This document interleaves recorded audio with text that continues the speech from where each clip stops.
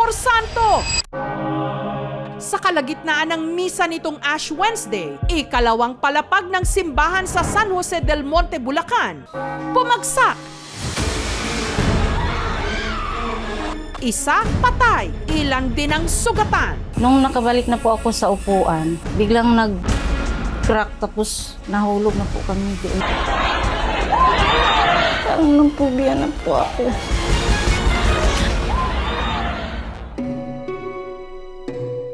Ang bata mula Zamboanga del Sur na lagi na lang nakadapa dahil sa lumulobo niyang tiyan.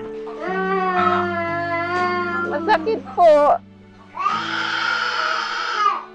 Isip pamahan niya, patigil paita nga, mong anak, yung anak. Natatakot po kami na baka mawala po siya sa amin.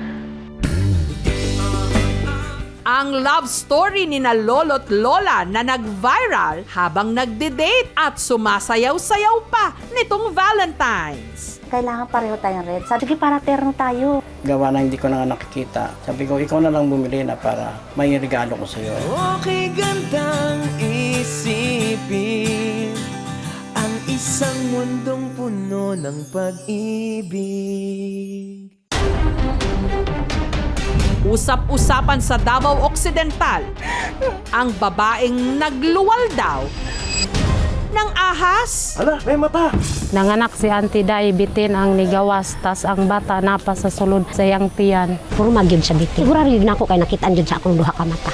Kung nitungtong siya siyam kabulan, maunay iyang kambal ng kanang bitin. Ang tindera ng ukay sa Zamboanga City na parang naka-jackpot. May sing-sing na ang bato mamahalin daw. Nasya kami kasi yung diamonds niya nag-iilaw. Sa tingin po nila mahal kasi may brand. Nasa $2,000 to $3,000. Ang ring mo, ma'am? Ito na yung tatapos sa kahirapan.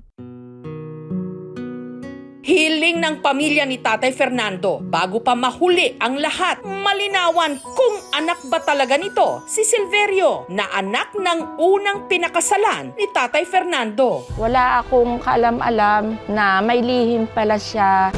Buong buhay ko, ako yung tumayong panganay. Sabi ng mga pinsan ko, may isa pa nga kayong panganay eh.